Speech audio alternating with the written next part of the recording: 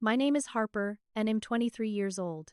I was standing in my tiny Portland apartment, surrounded by half-unpacked boxes, staring at a wrinkled birthday card with a $200 check inside.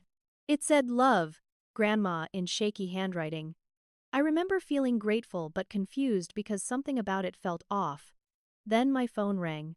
It was Grandma Rosemary, and the first thing she said was, "Sweetheart, did you enjoy spending the $18,000 I sent for your future?" My blood went cold. 18,000? I only got 200. That's when my entire world started crumbling, and I realized my parents had been lying to me for years. Before I dive into this story, drop a comment below and let me know where you're watching from. And if you've ever dealt with family drama, hit that like button and subscribe because this story gets wild. Trust me, you'll want to hear what happened next. I stood there frozen, phone pressed against my ear, barely breathing. Grandma kept talking, asking about my new apartment, whether I'd paid off my student loans, if I'd bought professional clothes for job interviews. Each question felt like a punch to the gut. "Grandma," I interrupted, my voice shaking. "What are you talking about? $18,000. There was a pause. Then I heard the confusion in her voice. "The money I sent you 3 months ago, honey. For graduation. I sent a cashier's check for $18,000. Didn't your parents give it to you?" My legs felt weak. I sat down hard on a moving box. "I never got $18,000.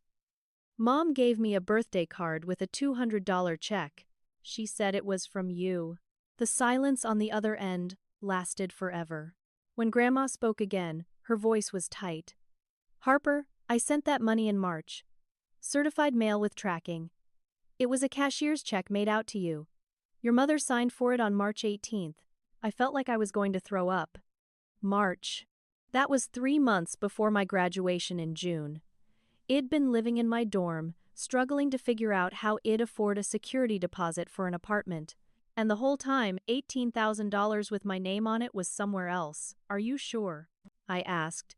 Even though I knew Grandma Rosemary didn't make mistakes about money. She'd worked 2 jobs after Grandpa died. She was careful about every penny. "I have all the receipts, sweetheart. The tracking number. Copies of everything. I'll email them to you right now."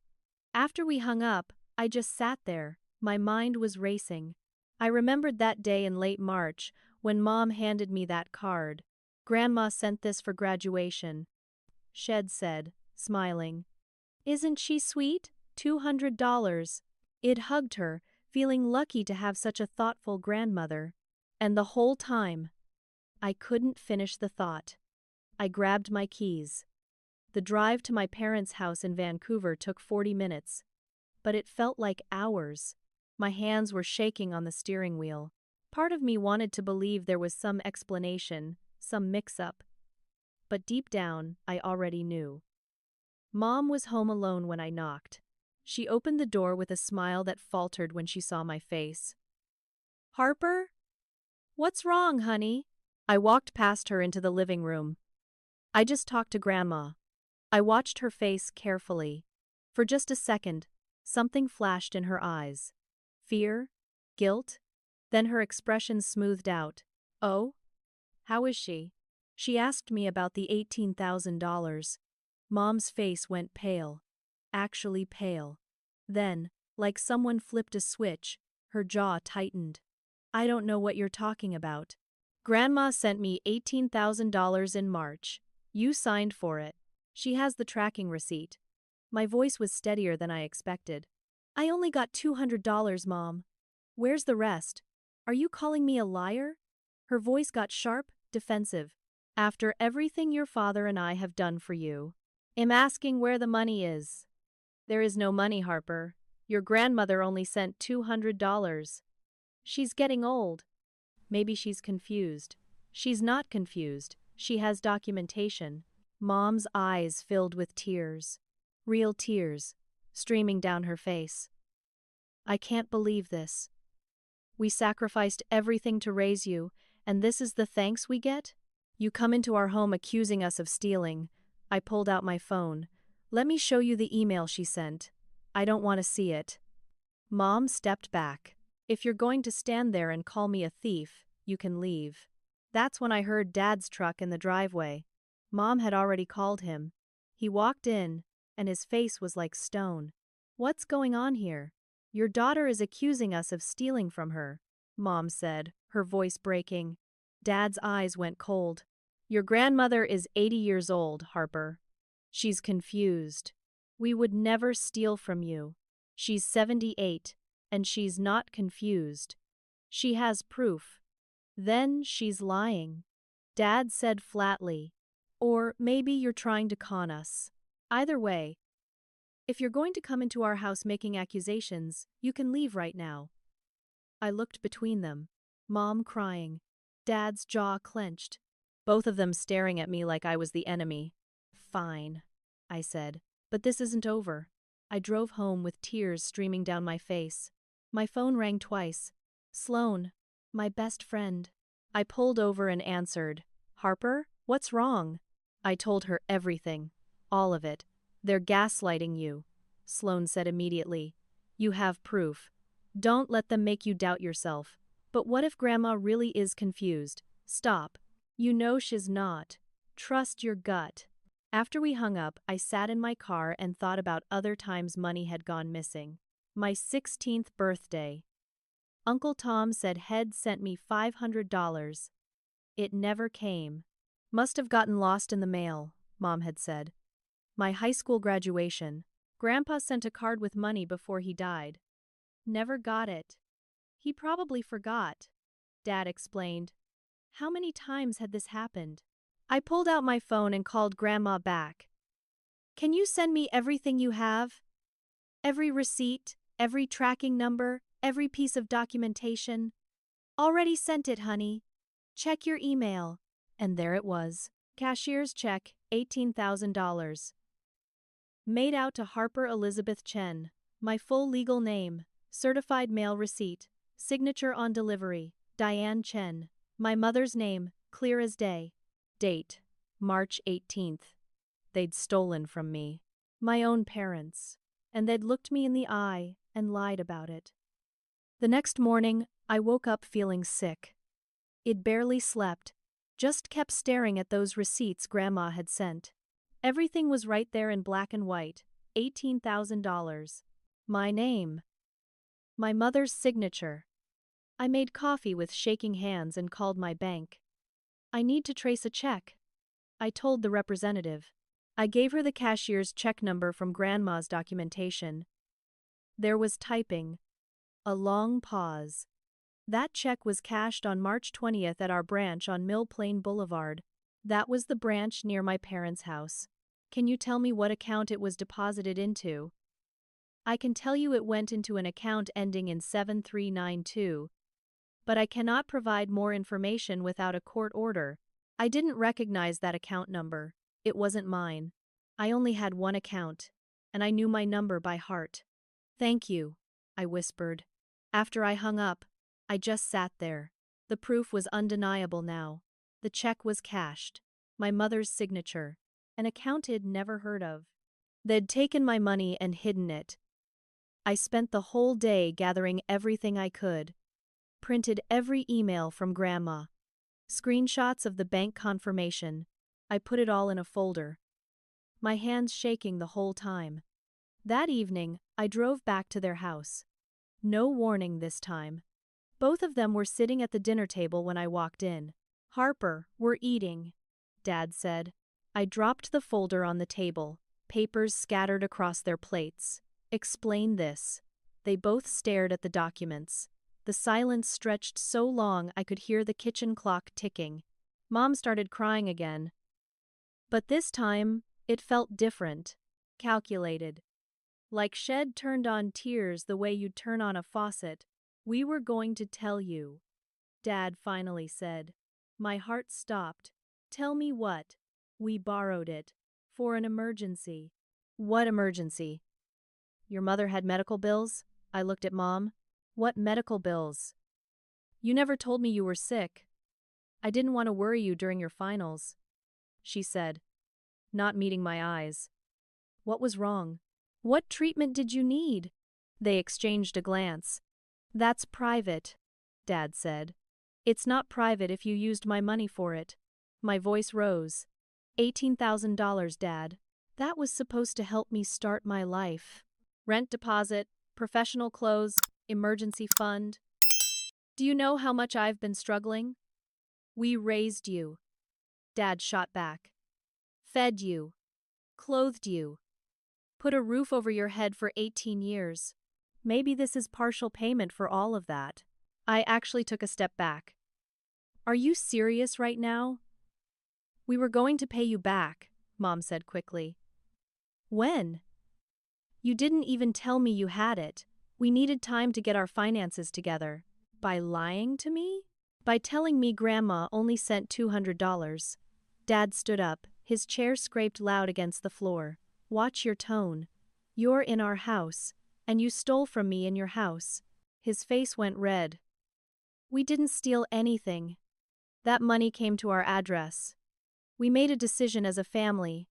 I'm part of this family. Nobody asked me. You were busy with school. We handled it. I looked at both of them. Really looked. And I realized something that made my chest ache. They didn't think they'd done anything wrong. In their minds, they were entitled to that money just because I was their daughter. I want it back, I said. All of it. We don't have it right now, Mom said. Then get it. You have 2 weeks. I had no idea if that was reasonable. I was making it up as I went. Dad laughed. Actually laughed. Or what? Or I'll take you to court. The temperature in the room dropped about 20 degrees. You wouldn't dare, Mom whispered. Try me. If you do this, Dad said slowly, you'll destroy this family. Well, make sure everyone knows what kind of daughter you are. What kind is that? The kind who doesn't let her parents steal from her. The kind who takes her own parents to court over money. The kind who's ungrateful and selfish. I grabbed the folder. My hands weren't shaking anymore. I'll see you in court then. I made it to my car before I started crying. But this time, they weren't sad tears. They were angry tears. The kind that made you feel like you could fight the whole world. I sat in my car for 10 minutes, trying to calm down. My phone buzzed. Preston. My older brother. I hesitated, then answered. Hey. Harper. His voice was tight. Mom just called me. What the hell is going on? For a second, I felt relief. Maybe Preston would be on my side. Did she tell you about the $18,000? She told me you're accusing them of stealing from you. Because they did. Grandma sent me $18,000 for graduation. They took it and only gave me $200. Silence. Preston. You're being selfish, Harper. My stomach dropped. What? Mom and Dad needed that money. They've been struggling. How do you know about this? Another pause. Too long. They told me about it a couple months ago. You knew. My voice cracked. You knew they took my money and you didn't tell me. It's not stealing if it's family. They raised you. You got scholarships and graduated with no debt. They got nothing when they were your age. That doesn't give them the right to take money that Grandma sent specifically for me. God, Harper, listen to yourself. This is why nobody takes you seriously. Everything is always so dramatic with you. That stung. Preston had always been the golden child. Whatever he did was fine. Whatever I did was never enough. I have proof. I said. Documentation, tracking receipts, everything. So what? You're going to sue your own parents? Do you know how that makes you look? I don't care how it looks. They stole from me. If you do this. Preston said, and his voice got cold. I'll make sure everyone knows what an ungrateful brat you are. I'll tell everyone in the family. I'll post about it. Whatever it takes to make you stop this nonsense. Why are you defending them? Because they're our parents. Because family is supposed to stick together. Even when they steal from each other. It's not stealing, he repeated. It's family helping family. I hung up. My hands were shaking again. Within an hour, Preston posted on Facebook. Nothing specific, just vague enough to be damaging. It's really sad when family members turn against each other over money. Some people care more about dollars than relationships, praying for wisdom and healing. The comments started immediately. Aunt Melissa. What's going on, Preston? Uncle Dan. Family should always come first. Cousins I barely talk to. Hope everything's okay. My phone blew up with messages. Everyone asking what happened. Nobody asking for my side of the story. They just assumed Preston was talking about someone else being in the wrong. I turned my phone off and cried. Sloane came over that night with wine and Chinese food. They're ganging up on you. I know. What are you going to do? I thought about it.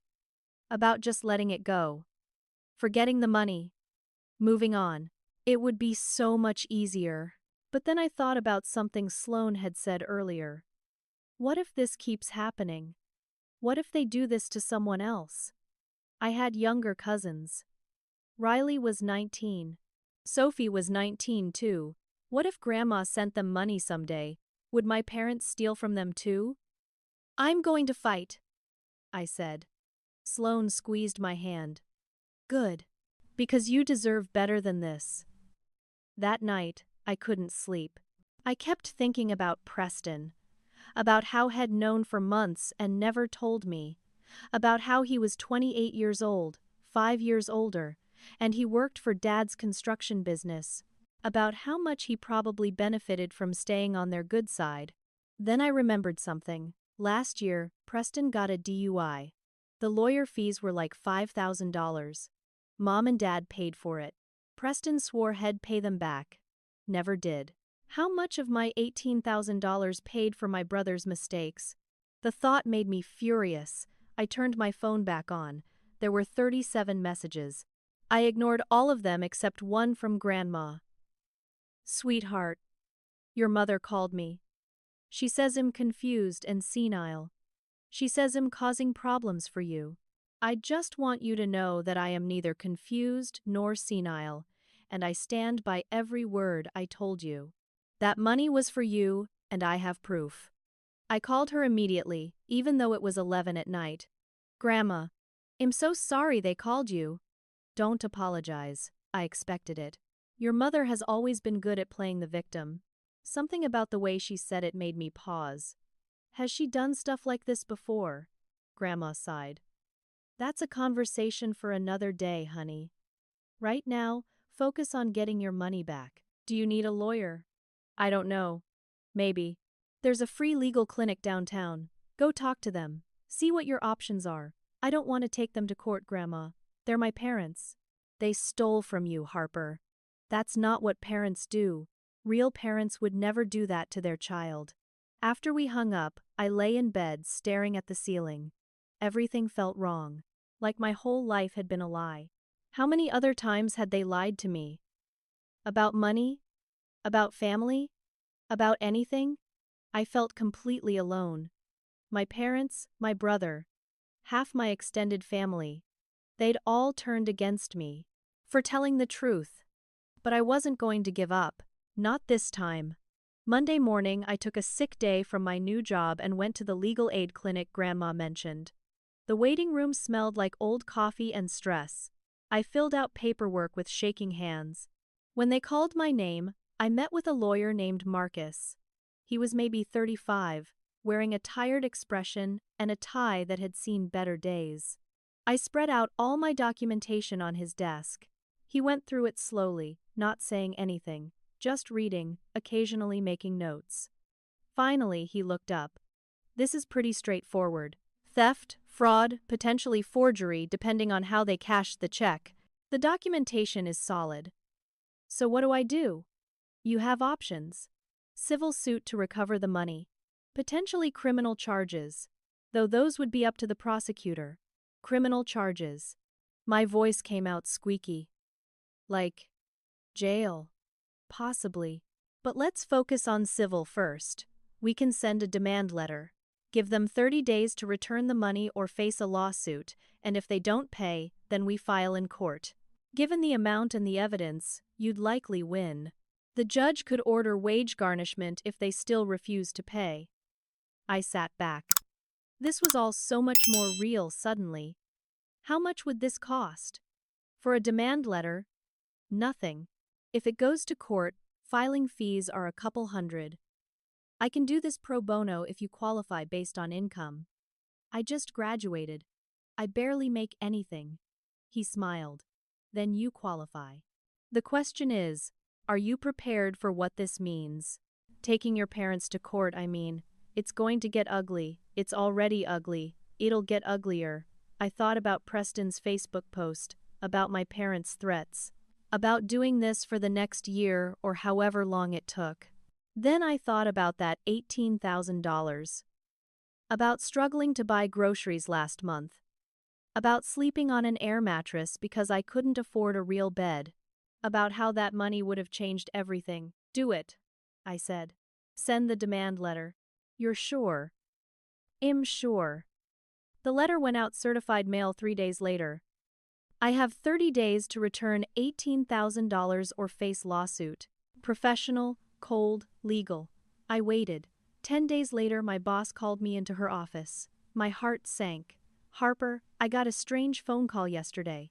Okay. From someone claiming to be your father. He said some concerning things about your mental health and reliability. My face went hot. What did he say? That you're mentally unstable. That you're making false accusations against your family. He suggested you might be unreliable as an employee. I wanted to disappear into the floor. That's not true. Any of it. I didn't think so. You've been excellent since you started. But I needed to address it with you. I explained the whole situation. The money, the theft, the demand letter.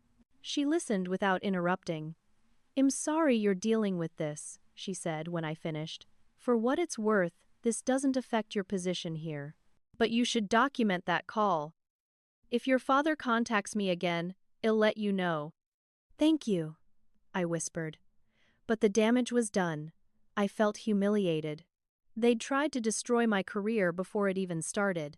That night, Mom called. I almost didn't answer. Harper, honey, please. Can we talk about this reasonably? I tried to talk reasonably. You lied to my face. We made a mistake, okay? But this lawyer letter? You're tearing this family apart. No, Mom. You tore it apart when you stole from me.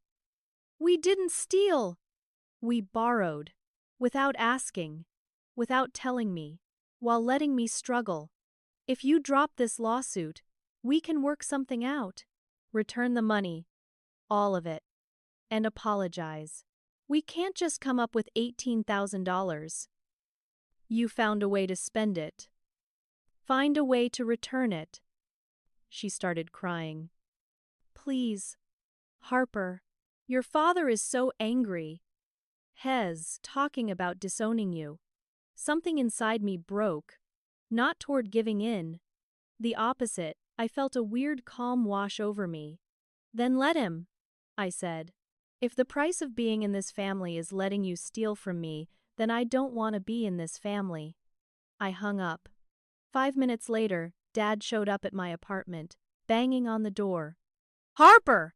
Open this door right now. I grabbed my phone, started recording audio. In Oregon, you only need one-party consent to record conversations. I opened the door. What do you want?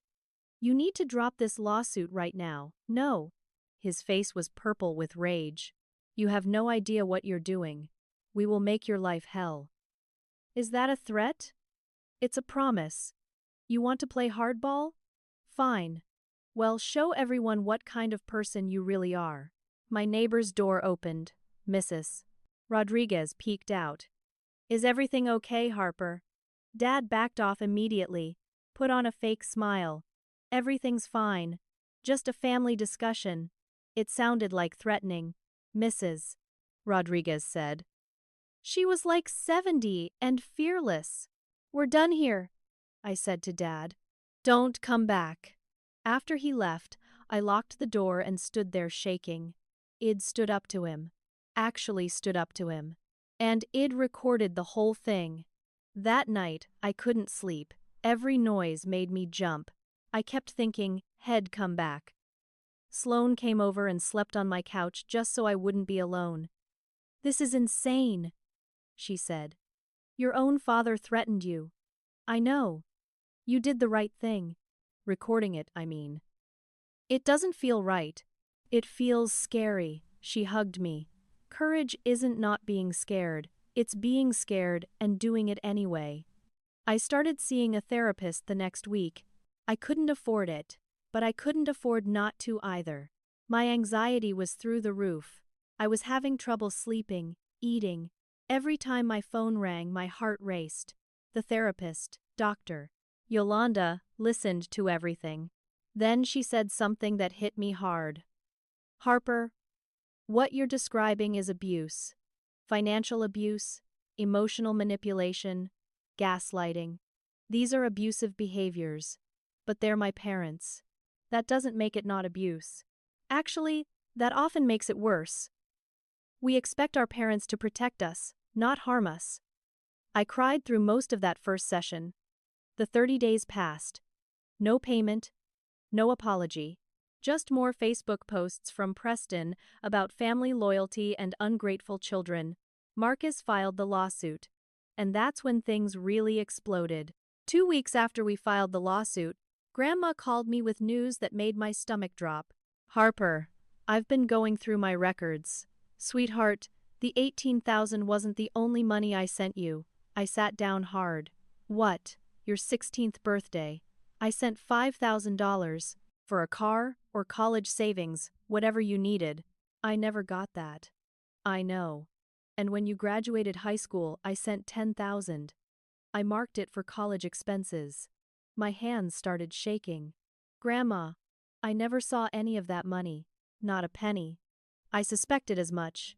I have receipts for all of it, certified mail every time, all sent to your parents' address, all signed for by your mother.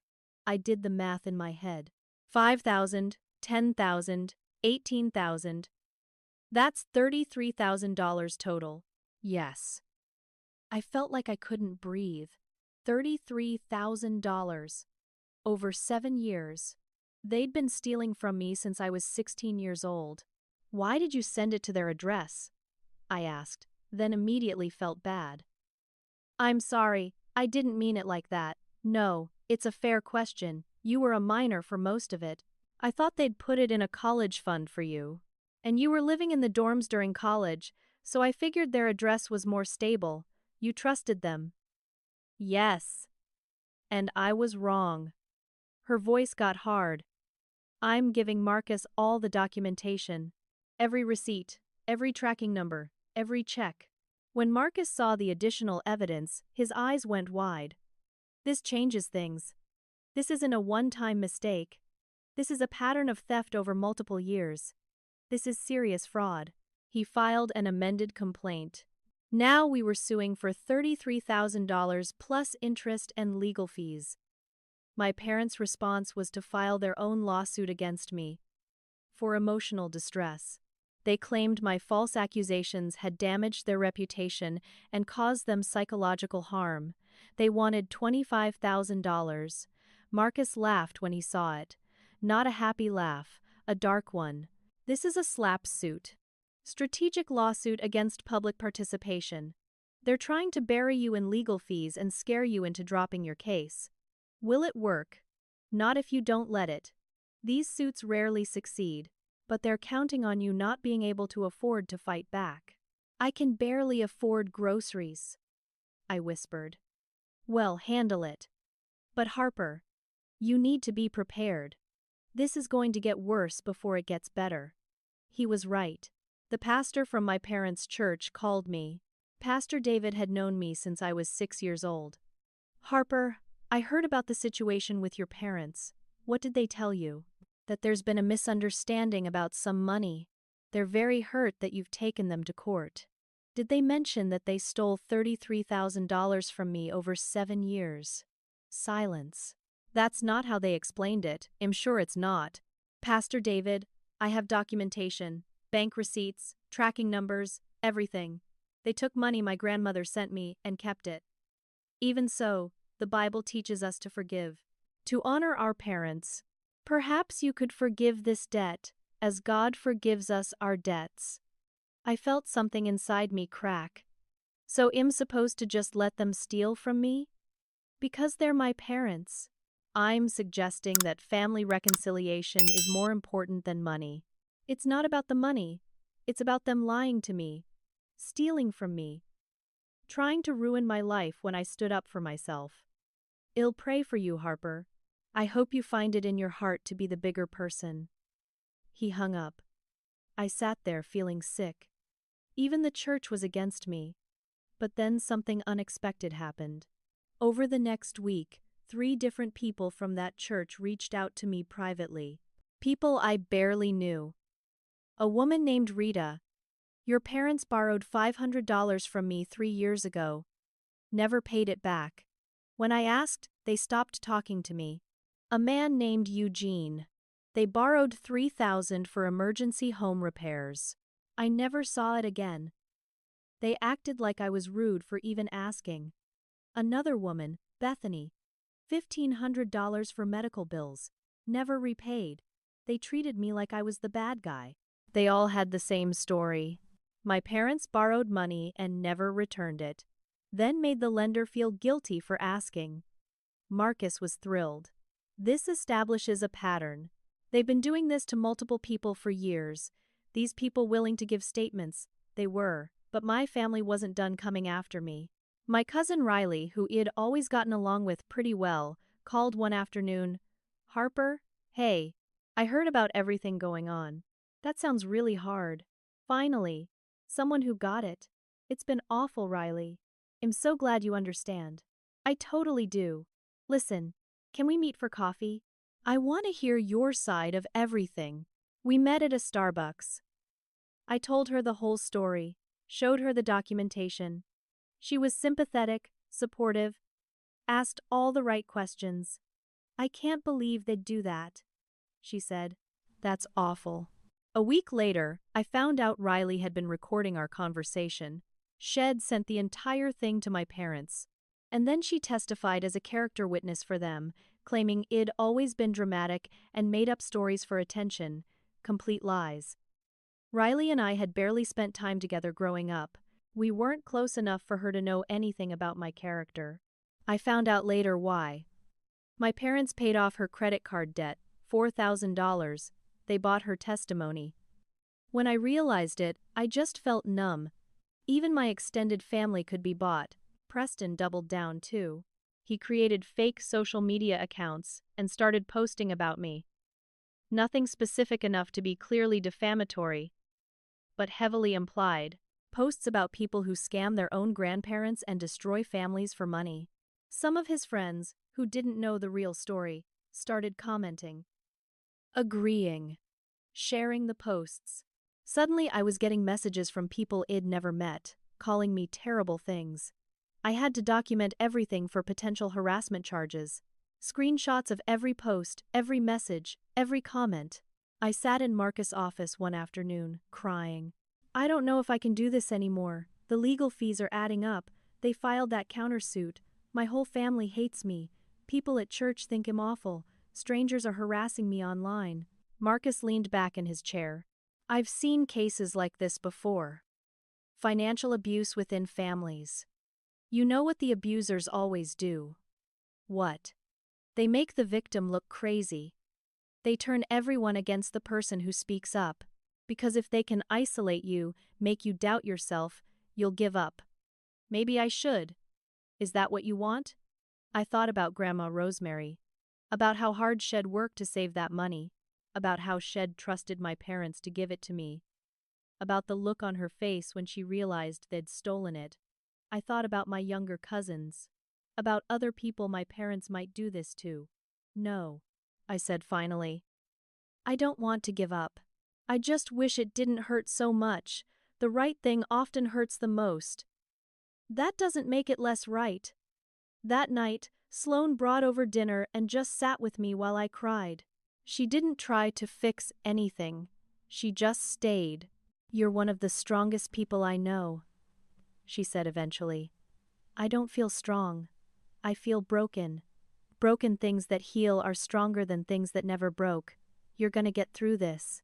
I wanted to believe her, but sitting there in my tiny apartment, with my family turned against me, with strangers calling me names online, with legal fees I couldn't really afford piling up, it was hard to see how any of this would ever be okay. But I knew one thing.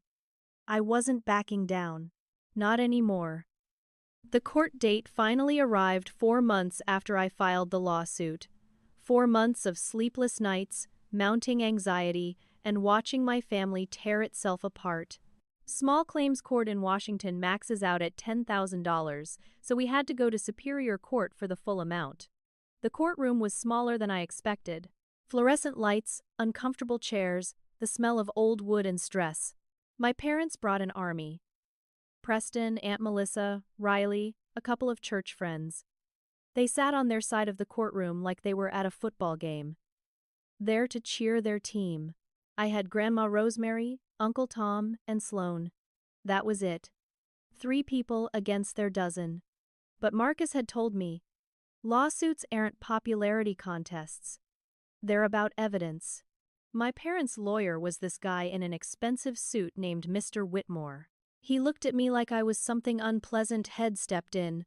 The judge, a woman named Judge Patricia Morrison, looked tired, like she'd seen too many family disputes and was sick of all of them. Let's begin, she said. Mr. Whitmore went first.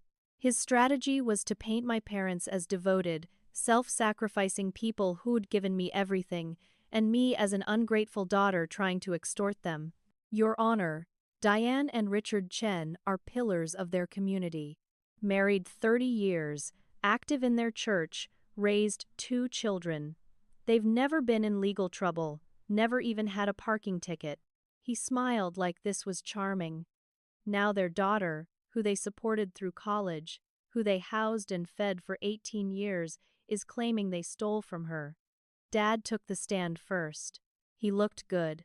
Wore a nice shirt, spoke clearly, seemed reasonable. Mr. Chen, did you receive money from your mother-in-law intended for your daughter? We received some money. Yes, but it was given to the family, not specifically to Harper. Did your mother-in-law indicate it was for Harper specifically? She mentioned Harper, but there was no formal instruction. In our family, when money comes in, it helps everyone. Lie. Complete lie. But he said it so calmly. And this money, how was it used? Family expenses. We had some unexpected bills. My wife had medical issues. We thought we'd pay Harper back when we could. Did Harper know about this money? We told her about some of it. The rest, we were handling as parents do. More lies. I wanted to scream. When Marcus cross-examined him, he pulled out the cashier's check receipt. Mr. Chen, this check is made out to Harper Elizabeth Chen. Her name. Not the Chen family. Her name. Correct. Dad shifted. Yes. But it came to our address. Because your daughter was living in a college dorm at the time, and your address was her permanent mailing address. Is that correct? I suppose. And you never told Harper you'd received $18,000 in her name. True. We were going to tell her.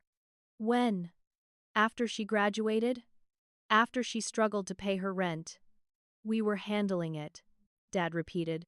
Handling it by spending it on yourselves. Objection, Mr. Whitmore said. Argumentative. Sustained. Judge Morrison said. But she was looking at my dad with a new expression. Skeptical, Mom testified next. She cried. A lot. Talked about how hard they'd worked to raise me, how they'd sacrificed everything, how hurt they were that I'd taken them to court. We love our daughter, she sobbed. We never meant to hurt her. We were just trying to keep the family afloat. Mrs. Chen, Marcus said when it was his turn.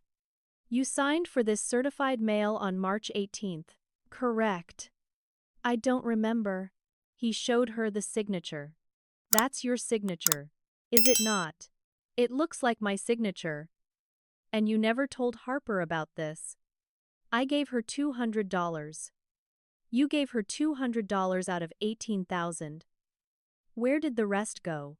Family expenses. Like my husband said, can you itemize those expenses? She blinked. What? Tell me specifically what the money was spent on. I don't remember all of it. Bills, groceries, things we needed. Marcus pulled out bank records, Wed subpoenaed. According to this, $4,000 went to a cosmetic surgery center. What family emergency was that? Mom's face went red. That was medical. Cosmetic surgery is elective, not emergency. $8,000 went to a car dealership as a down payment. $3,500 to a Hawaiian vacation package. Does that sound like emergency family expenses? We deserved a vacation. Mom snapped, then seemed to realize how that sounded. Judge Morrison was writing notes. A lot of notes. Preston testified that Eid always been financially irresponsible, that Eid made poor decisions, that our parents were protecting me from myself. Marcus asked him one question. Can you give a specific example of Harper being financially irresponsible? Preston stammered. She just, she wasn't good with money. A specific example. I can't think of one right now. That's because there isn't one. Harper graduated with a 3.8 GPA, earned scholarships, worked part-time through college, and has zero debt. That's not financial irresponsibility. Then came the surprise. Mr. Whitmore pulled out a document. Your Honor, Wed like to submit evidence that Harper actually owes her parents money, back rent from living at home during summer breaks. I felt like I'd been punched. Marcus looked as shocked as I felt. They'd created an itemized bill. $800 a month for 4 summers. $3,200 total. Your Honor. Marcus stood up. This is the first we're hearing of any such arrangement. Miss Chen was never informed she owed rent. Nevertheless. Mr. Whitmore said smugly, the debt exists. Judge Morrison looked at my parents. Did you ever discuss charging your daughter rent? It was understood, Dad said. So you never explicitly told her. She knew. How did she know if you didn't tell her? Dad didn't have an answer. Marcus came back with our tax documents. Your Honor, Mr. and Mrs. Chen claimed Harper as a dependent on their taxes for all 4 of those years. They received tax deductions for supporting her. You cannot simultaneously claim someone as a dependent and charge them rent. The look on Mr. Whitmore's face was priceless. Then Uncle Tom testified. He told the story about how Dad had borrowed $8,000 from him 15 years ago. How Head never paid it back. How the family had turned on Tom when he asked for it. They did the exact same thing to me that they're doing to Harper now, Tom said. Made me feel like I was greedy for wanting my own money back, excluded me from family events, until I agreed to let it go. Why didn't you pursue it legally? Marcus asked. Because back then, I didn't have proof, and I was scared of losing my family. Now, I wish I'd fought. Maybe Harper wouldn't be going through this if I had. Then Grandma Rosemary took the stand. She was wearing a nice dress, her hair perfectly done, spine straight. At 78, she commanded the room. She calmly explained how Shed sent the money. Why Shed sent it. How Shed intended for it to help me start my life.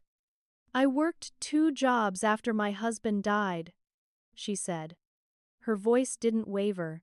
I cleaned houses during the day and waited tables at night. For years. So I could save money for my grandchildren's futures. That $18,000 represented years of my life. Hard work, sacrifice. And it was stolen. Objection. Mr. Whitmore stood. That's inflammatory. It's the truth, Grandma said, looking right at him. If you take something that doesn't belong to you without permission, that's theft. My son-in-law and his wife stole from my granddaughter, and they're not even sorry. Judge Morrison let it stand. When it was my turn to testify, I was so nervous I could barely stand. But once I started talking, something shifted. I told the truth, Just the plain, simple truth. I explained what the money would have meant to me. Security deposit for a decent apartment, instead of the run-down place I was barely affording. Professional clothes for job interviews, instead of wearing the same outfit over and over. An emergency fund so I wouldn't panic every time my car made a weird noise. "I'm not asking for anything I'm not owed," I said. "I just want what my grandmother intended for me, what she worked so hard to give me." Mr. Whitmore tried to make me sound vindictive. "Isn't it true you're doing this to punish your parents?" "No. I'm doing this because they stole from me and refused to give it back." "Don't you think family is more important than money?" "I think family members shouldn't steal from each other." "The money isn't the point. The point is they lied to me. They took something that wasn't theirs. And when I found out, they tried to make me feel like I was wrong for being upset." After both sides rested, Judge Morrison said she'd review everything overnight and deliver her verdict the next day. That night felt eternal. I couldn't eat, couldn't sleep, just kept replaying everything in my head, wondering if I'd done enough. Sloane stayed over again.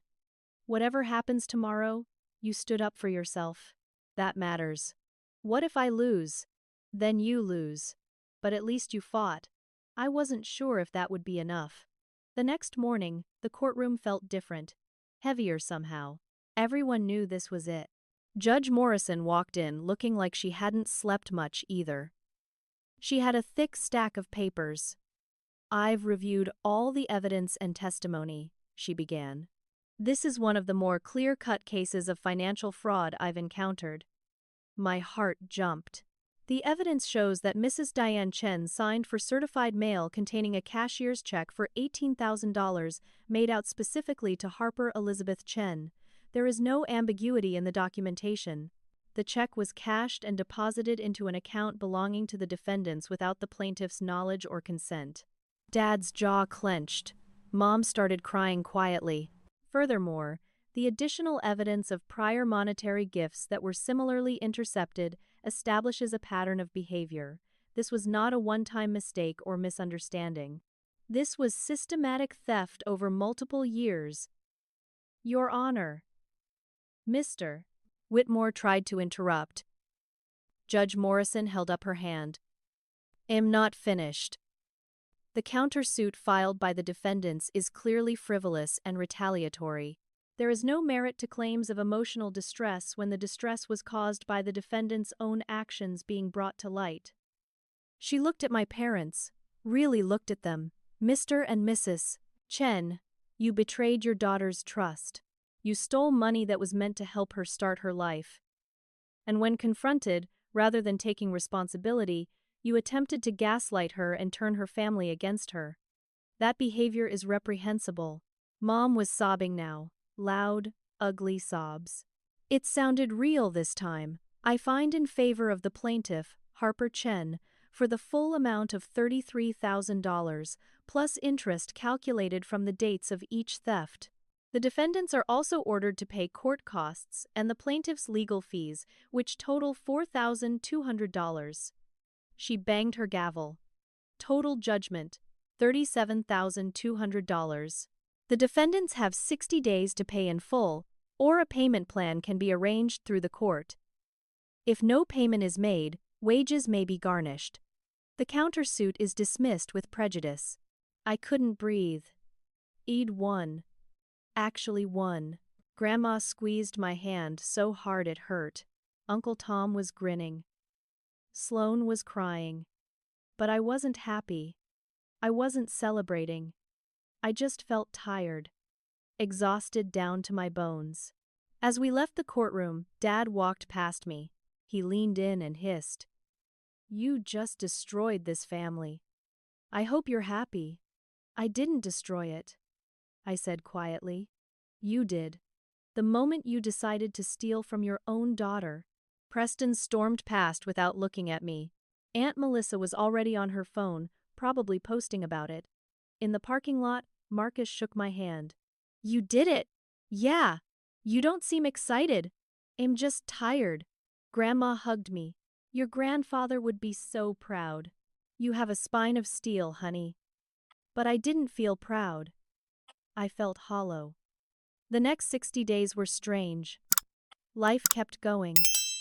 I went to work, came home, tried to pretend everything was normal, but it wasn't. My parents didn't pay. 60 days came and went, not a dollar, not a phone call, nothing. Marcus filed for wage garnishment, more paperwork, more legal fees. My parents hired yet another lawyer to fight it. Then we discovered they'd been hiding assets. Dad had quit his construction business and was working under the table. Mom claimed she had no income. They'd transferred money and property into Preston's name. They're deliberately trying to avoid paying, Marcus said. We can file for fraudulent transfer. So we did. Now Preston was involved in the legal proceedings. He sent me a text. Thanks for coming after me too. Real nice, sis. But then something unexpected happened. My cousin Sophie reached out. She was 19, quiet, always stayed out of family drama. Harper, I need to tell you something. We met at a coffee shop. Sophie looked nervous. I overheard Aunt Diane and Uncle Richard coaching Riley on what to say at the trial. They told her exactly what to claim about you, and I heard them talking about moving money around so you couldn't get it. Why are you telling me this? Because it's wrong. I've watched everyone treat you like you're the bad guy when you're not. I can't stay quiet anymore. Sophie, if you help me, they'll come after you too. I know. But I can't watch this happen and do nothing. She gave a statement to Marcus. Detailed, specific, damaging to my parents' case. Within a week, Sophie was cut off from the family. Aunt Melissa called her a traitor on Facebook. Preston blocked her on everything. Sophie called me crying. I don't have enough money for next month's rent. Come stay with me, I said immediately. I have a couch. Well, figure it out. She moved in. And honestly, it was nice not being alone. Slowly, other things started changing. The local newspaper picked up the story after the court documents became public. Woman wins $37K judgment against parents in fraud case. Details came out, real details, from court records. The cosmetic surgery, the Hawaii trip, the pattern of borrowing from others and never repaying. Some of the church people who'd sided with my parents started reaching out to apologize. Rita, the woman who'd lent them $500, called. I read the article. I should have supported you from the beginning. I'm sorry. You were scared. I get it. Still, you were braver than me.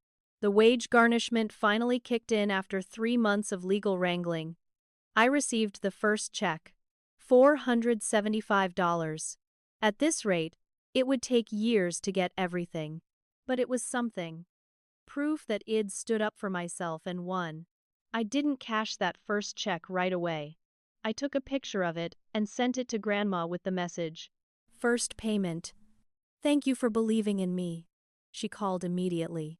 I never doubted you for a second, sweetheart. My relationship with my parents was dead. We hadn't spoken in 6 months. Preston had blocked me everywhere. Half my extended family still wouldn't talk to me. But Uncle Tom and I had dinner once a week now. Grandma and I talked almost every day. Sophie had become like a little sister. And Sloane, who'd stood by me through everything, was closer than ever. At work, things had gotten better too.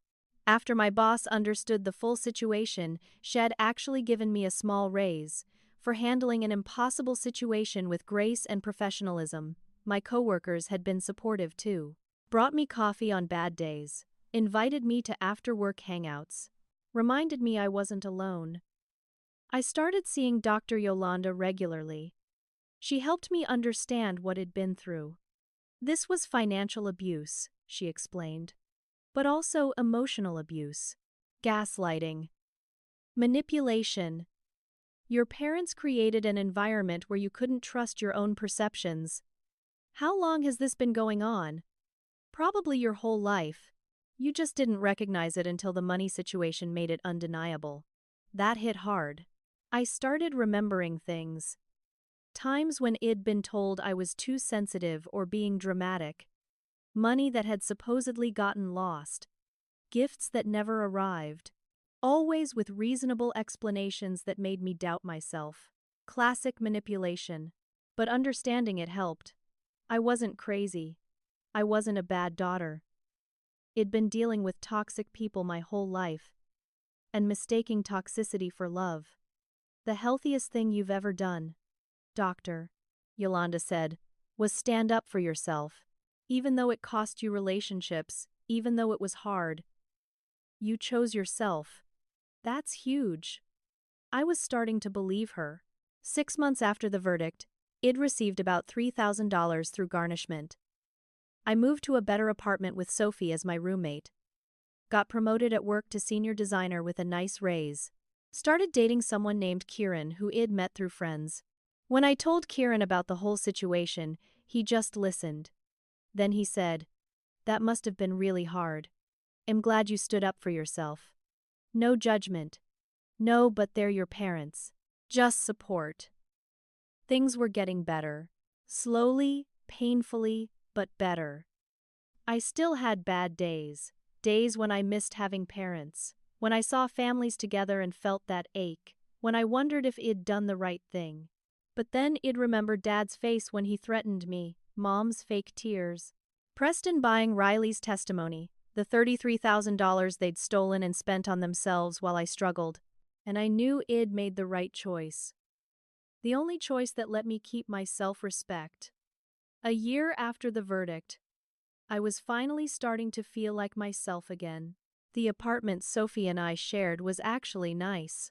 We'd decorated it together, painted the walls, made it feel like home. Work was going well. I'd gotten another promotion to senior art director. The garnishment checks kept coming. Small amounts, but steady. I'd recovered about $7,000 total. At this rate, it'd take years to get everything, but I'd made peace with that. Then, 2 weeks before my 24th birthday, Mom texted me, "We should talk. I miss my daughter." I stared at that message for a long time. Sophie looked over my shoulder. "What are you going to do?" I don't know. Part of me wanted to ignore it. But another part, the part that still remembered being a kid and feeling loved, wanted to believe maybe they'd changed. "If you meet them, don't go alone," Sophie said. I agreed to meet at a neutral coffee shop. Sloane came with me and sat at a different table, close enough to intervene if needed. Both my parents showed up. Mom looked older, more tired. There were lines around her eyes I didn't remember. Dad looked angry beneath a forced smile. The first 10 minutes were awkward small talk. How was work? How was I doing? The weather. Finally, Mom said, "We've been thinking, maybe we were too harsh. Not an apology, just too harsh." "Do you understand why I sued you?" I asked. Dad's jaw tightened. "We understand you felt entitled to money that was sent to our address." There it was. They still didn't get it. It was sent to your address for me, with my name on it. You took it. We needed it for family expenses. Mom said, "You spent it on a vacation and plastic surgery." We deserved those things. Mom's voice rose, then she caught herself. After years of sacrifice, we deserved to do something for ourselves. "With my money. It came to our house," Dad repeated stubbornly. This was pointless. They would never take responsibility, never admit they'd done anything wrong. After 20 minutes of going in circles, Dad pulled out a document. "We want to make things right," he said. "Well, pay you $5,000 as a lump sum. In exchange, you sign this agreement to stop all collection activities." I looked at the paper. It was a legal release. If I signed, it'd give up my right to the remaining $30,000. "You want me to take $5,000 instead of the $37,000 you owe me. It's a reasonable compromise," Dad said. "A compromise would be you paying what you owe. We're trying to move forward as a family," Mom said, her eyes filling with tears. "Don't you want that?" "Not if moving forward means pretending you didn't steal from me." "We made a mistake," Dad said. "We're offering to make it partially right. You need to meet us halfway. I don't need to do anything." You owe me the money. The court said so. Dad stood up abruptly. His chair scraped loud against the floor. You're making a huge mistake. I stayed seated, kept my voice calm. The only mistake I made was taking 23 years to stand up to you. Mom started crying. Real tears this time, I think. You really hate us that much. I don't hate you. I'm just done letting you manipulate me. If you walk away from this offer, Dad said, leaning over the table, you'll regret it. Sloane stood up from her table. Is there a problem here? Dad straightened, put his fake smile back on. No problem, we're finished. They left. I sat there shaking. You okay? Sloane asked. Yeah, actually, yeah, I'm okay. And I was. Something had shifted. It looked at them and felt nothing. No guilt, no obligation, no need for their approval. I was free. A week later, Preston called. I almost didn't answer. What do you want? Can we talk? Just us. No lawyers, no parents. Against my better judgment, I agreed to meet him at the park. He looked terrible, tired, defeated, nothing like the cocky golden child I'd grown up with. They did the same thing to me, he said without preamble. What? Mom and Dad. 2 years ago, they borrowed $15,000 from me. For Dad's business, they said. Emergency expenses. I gave it to them because they're our parents. Did they pay you back? No. And when I asked about it, they said I was being greedy. That family doesn't keep score. Dad threatened to fire me from the business if I pushed it. I sat back on the bench. Why are you telling me this? Because I was wrong. About everything. I saw you stand up to them and I was jealous. I couldn't do it. I was too scared of losing them. So I stayed quiet and attacked you instead. You testified against me. You created fake accounts to harass me. I know. He looked at his hands. I was a coward. And I'm sorry. Really, truly sorry. I didn't know what to say. They've got me in the same trap they had you in. Preston continued. I work for Dad. I'm financially dependent on him. If I rock the boat, I lose everything. But watching you fight back made me realize I'm not trapped. I'm just scared. What are you going to do? I quit the business yesterday. Found a job with another construction company. I'm moving out of their rental property next month. And I'm in therapy. Good. I know I don't deserve your forgiveness, but I want you to know I get it now. What you did wasn't about money. It was about refusing to be a victim. We sat in silence for a while. I can't just forget everything you did, I finally said. I'm not asking you to. I'm just asking for a chance to do better. To be a real brother instead of Dad's puppet. Okay. Well, start slow. See how it goes. He nodded. That's more than I deserve. Thank you. As he left, I felt something crack open in my chest. Maybe not everyone was lost. Meanwhile, my parents' situation kept deteriorating. The IRS got involved because of Dad's unreported cash income. Several other people they'd borrowed from over the years came forward with similar stories. The church asked them to step back from leadership roles. I didn't feel good about any of it. I didn't want revenge, but I also couldn't bring myself to feel bad for them. They'd made their choices. Grandma had a health scare around that time. A minor stroke. She recovered, but it shook me. I started spending more time with her. Helping with errands, making sure she had what she needed, just sitting and talking. I'm sorry my money caused all this trouble, she said one afternoon. Your money didn't cause anything. You gave me a gift. What they did with it was their choice. You know what the real gift was. She took my hand. Seeing you stand up for yourself, that's worth more than any amount of money. After 18 months, the garnishment finally finished. I received the last check. Total recovered, $37,200. Every penny. But Grandma was right. The real victory wasn't the money. It was that I'd refused to be a victim. I'd stood up to people who'd controlled me my whole life. I'd broken the cycle. I'd found my voice. 2 years after everything started, I'm 25 now. My life looks completely different. I live in a beautiful apartment that I could actually afford because of the recovered money. I'm still with Kieran, and our relationship is healthy. No games, no manipulation, just honesty and respect. Something I didn't even know was possible. Work is amazing. I got promoted again, and I am now an art director, making enough money to feel secure, to have savings, to not panic every time an unexpected bill comes in. Grandma is 80 now. We have dinner together every week. Sophie graduated from college last spring, and I helped with some of her expenses. Preston and I are slowly rebuilding our relationship. He's in therapy, working through his own trauma. I still don't talk to my parents. Probably never will, and I've made peace with that. Some family relationships aren't worth preserving. That's a hard truth. But it's true. The extended family situation is complicated. Some people came around once they knew the full story.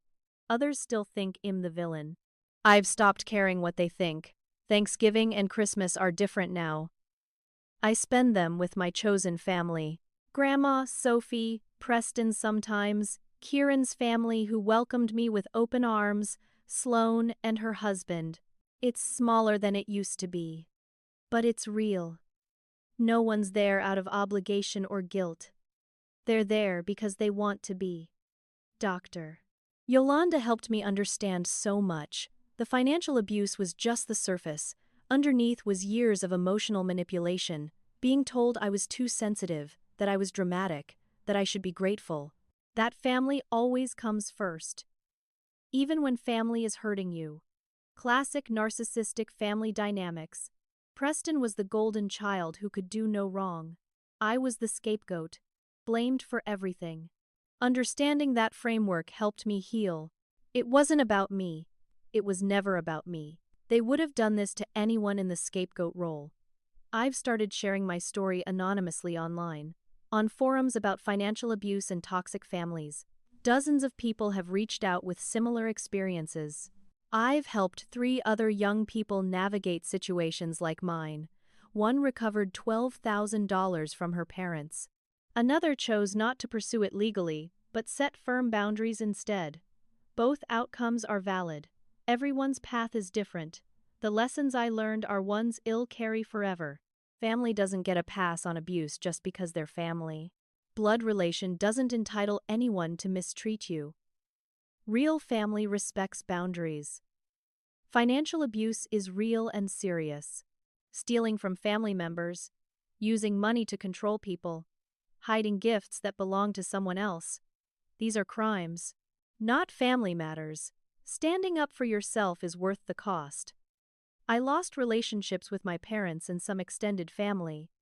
I went through months of stress and legal battles, but I gained self-respect, independence, and freedom. Worth it.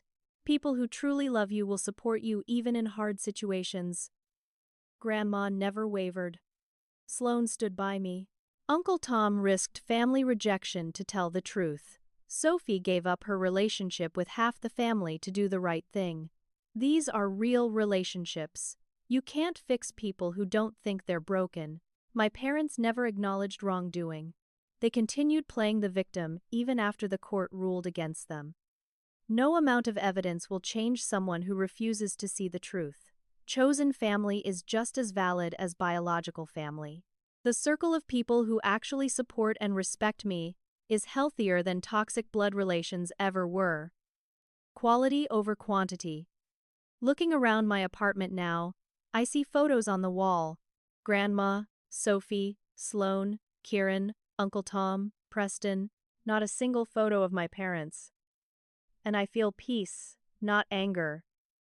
I spent 23 years trying to earn love from people who used love as a weapon. Now I'm surrounded by people who love me without conditions or strings attached. I know there might be more challenges ahead, My parents might cause more trouble, the family drama will probably continue. But I'm not afraid anymore. I've proven to myself that I can stand up to bullies, I can set boundaries and enforce them. I can walk away from toxicity even when it's hard. The other day, Sophie and I were having coffee, and she asked, "Do you ever regret suing them?" I thought about it for a moment. Really thought about it. Not for a second. That money wasn't the point. The point was refusing to be a victim. The point was showing my parents, and showing myself, that I deserve respect.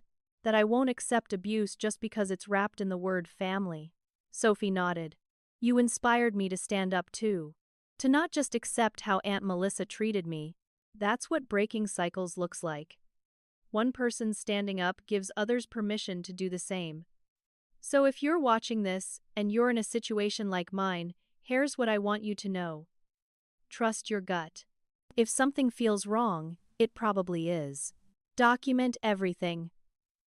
Screenshots, receipts, recordings where legal, evidence is power, seek help, lawyers, therapists, support groups. You don't have to do this alone. Don't let but their family stop you from protecting yourself. Family is supposed to lift you up, not tear you down. Standing up might cost you relationships, but keeping toxic people in your life costs your peace and self-respect. That's a higher price. You deserve better. You deserve honesty, respect, and people who celebrate your success instead of stealing from it.